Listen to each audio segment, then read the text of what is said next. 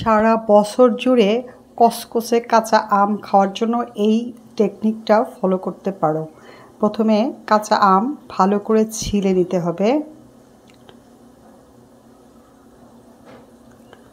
একদম সবুজ অংশটা ফেলে দিয়ে সাদা করে ছিলে নিয়েছি। এখন এটার মাঝখান বরাবর আমি কেটে নিচ্ছি। এখন ভিতরের বিচিটা ফেলে দিতে হবে। দেন এটা চিকন চিকন পিস করে আমি এটা কেটে নিব। এটা যে কোনোভাবেই কাটা যায়, তো আমি এটা লম্বা সাইজ করে চিকন করে কেটে নিচ্ছি।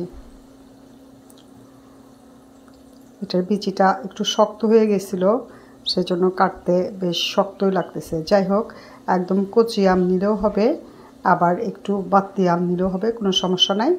জাস্ট প্রসেস করে রাখা যে কোনোভাবে। যে আমি কেটে নিয়েছি লম্বাভাবে। এখন এটার মধ্যে সামান্য লবণ আর সামান্য একটু হলুদের গুঁড়া দিয়ে মেখে নিচ্ছি, জাস্ট ফর কালার।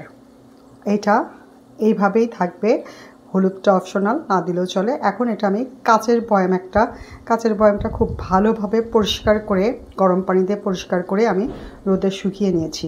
সেটার মধ্যে আমি এই আমটা স্টোর করছি। এই আমটা আমি দিয়ে একটু কাঁচামরিচ দিয়ে দিব। জাস্ট কাঁচামরিচের ফ্লেভার, হালকা একটু ঝাল ঝাল লাগবে কচকচে আমের সাথে, খেতে ভীষণ মজা লাগে।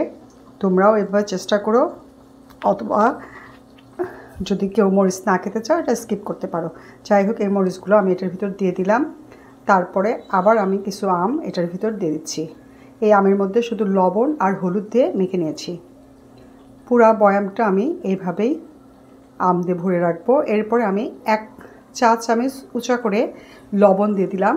তারপরে দিচ্ছি ফুটানো বলকানো পানিটা, আমি ফুটে ঠান্ডা করে নিয়েছি সেই পানিটা। এখানে কিন্তু নর্মাল পানি দেওয়া যাবে না, একদম ফুটানো পানি দিতে হবে ঠান্ডা করে। এরপরে আমি লবণ আর পানি একসাথে ঝাঁকিয়ে নিচ্ছি। এই তো আমার একটা টেকনিক হয়ে গেল। এভাবে সারা বছর রাখা যাবে। এরপরে আরেকটা রাখবো খোসা সহ। তো ভালো করে আমটা ধুয়ে আমি টিস্যুতে মুছে নিচ্ছি। এরপরে আমি খোসা সহই পিস পিস করে কেটে নিচ্ছি। একটু মোটা করেই কেটে নিলাম, যাতে খাওয়ার সময় একটু কসকসে ভাবটা লাগে, খুব ভালো লাগবে। এখন বিচিগুলো ফেলে নিচ্ছি। এরপরে আমি এটা আরেকটা কাচের বয়ামটা সেম পদ্ধতিতেই আমি পরিষ্কার করে রোদে শুকিয়ে নিয়েছি। সেটার ভিতরে আমি এই আমগুলো ডাইরেক্ট দিয়ে দিচ্ছি। এটার মধ্যে আমি অন্য আর কোনো কিছু দিইনি। এখন এটার উপরে আমি লবণ দিয়ে দিব 1 চা চামচ উঁচা করে। এরপরে আবার আমি ফুটানো পানি ঠান্ডা করে সেই পানিটা আমি এটার ভিতরে দিয়ে দিচ্ছি। একদম আমের উপর পর্যন্ত ভরে দিব।